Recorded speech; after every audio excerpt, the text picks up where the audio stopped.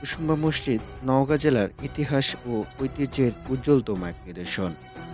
জেলার মান্দা থানা থেকে ৩ মাইল দক্ষিণে নওগাঁ রাজশাহী সড়কের পশ্চিম পাশে কুসুম্বা গ্রামে অবস্থিত এই মসজিদটি মুসলিম স্থাপত্যকলার এক অনুপম নিদর্শন। কুসুম্বা মসজিদটির উত্তর দক্ষিণে ৫৮ ফুট লম্বা, ৪২ ফুট চওড়া এবং চারিদিকের দেয়ালে ৬ ফুট পুরু।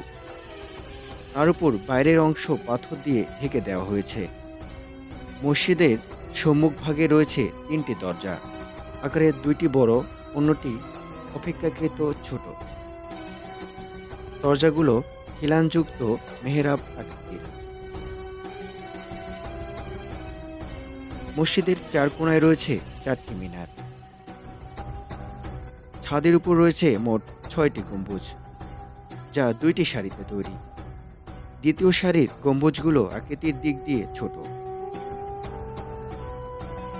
মসজিদটি ১৮৯৭ সালের ভূমিকম্পে মারাত্মকভাবে ক্ষতিগ্রস্ত হয়েছিল এবং এর ৩টি মিনার ভেঙে যায় এবং পরে তা প্রত্নতত্ত্ব বিভাগ কর্তৃক সংস্কার করা হয়। বর্তমানে এটি বাংলাদেশ সরকারের প্রত্নতত্ত্ব বিভাগ কর্তৃক সংরক্ষিত। মসজিদের ভেতরে পশ্চিমের দেয়ালে রয়েছে সুন্দর কারুকার্য। মিনারগুলো মসজিদের দেয়াল পর্যন্ত উঁচু ও আটকোণাকার। বর্তমান ৫ টাকার নোটে এই মসজিদের ছবি রয়েছে, তাই এই মসজিদের গুরুত্ব ও মহত্ব বহন করে। মসজিদের সম্মুখভাগে রয়েছে খোলা প্রাঙ্গণ, যা আগে কাঁচা ছিল কিন্তু বর্তমানে পাকা করা হয়েছে।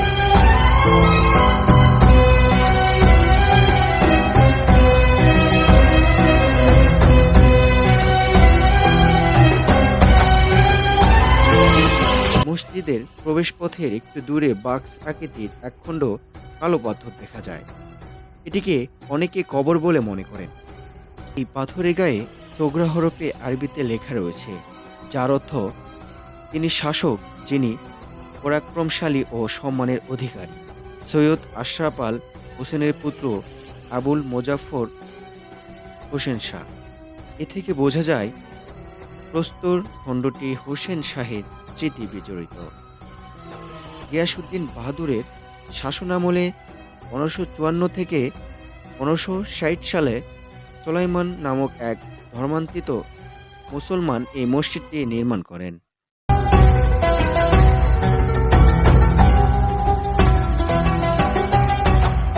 হিসেব করতো কাজী সাহেব দিয়া আর নিচে ওই জনগণ বসতো, মাত্রা হক হালালি বিচার করতো। এই কাজী সাহেব বিচার করতো। এই মসজিদ দেখার যে ঐতিহাসিক পুরাকৃত মসজিদ, এই মসজিদ ৫ টাকার নোটে দেওয়া আছে। বিশ টাকাও এখানে আসে দেখার জন্য চকরে, এবং এখানে বিশেষ করে লোক হয় একটা মান্যত করে, এই মান্যতের উপলক্ষে আরও লোকজন আসে বেশি। আর প্রতিদিনের লোক হয় একটু কম বেশি আসে হয়, কিন্তু শুক্রবারে প্রায় ১০ থেকে ১৫,০০০ লোক হয় এখানে। শুক্রবারে কোনো জায়গা দেওয়া যায় না, অনেক লোকজন আর কি হয়।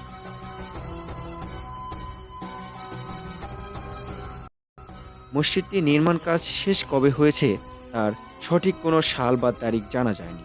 বর্তমানে বিভিন্ন পর্যটকদের কথা মাথায় রেখে দিঘিতে গোসল করার ব্যবস্থা, পিকনিক স্পট, পর্যটকদের বিশ্রামের ব্যবস্থা গড়ে তোলা হয়েছে।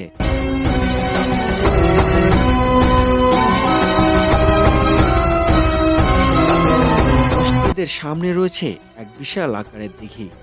দিঘির দৈর্ঘ্য ১২৫০ ফুট এবং প্রস্থ প্রায় ৯০০ ফুট। দিঘিটি মসজিদের সুন্দরতা আরও বাড়িয়ে তোলে। প্রতিদিনই এই মসজিদে এবং দিঘির সুন্দরতা উপভোগ করতে বহু পর্যটকদের ভিড় হয়।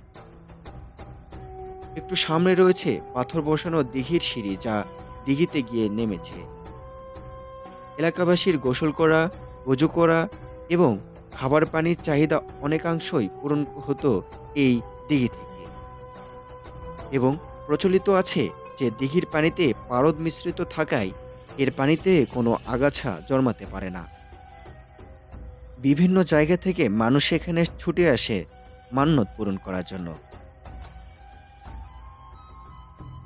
সপ্তাহের শুক্রবার এবং ছুটির দিনগুলোতে উপচে পড়া ভিড়ে মুখরিত থাকে এই কুসুম্বা মসজিদটি। সিন্নি দেবো, খাসি, মুরগ, মিষ্টি মিষ্টি, যেটা যার যেরকম নিয়ত এরকম। আপনি কখনো কি নিয়ত করেছিলেন? হ্যাঁ, অবশ্যই করবে। আমার সেই বেটি- নিয়তটা কি পূরণ হয়েছিল? হ্যাঁ, আমার ছেলে হয় একটা হয় মারা গেছে, আমার বাচ্চা কাচ্চা হয় না, বুঝলেন? তারপরে মনে হয় এই কুসুমবার মাথা করে আমার নিয়ে দিয়েছি, বিয়ে দিয়েছি, লাঠি আছে, লাঠি আছে, সব কিছু আল্লাহ খাই।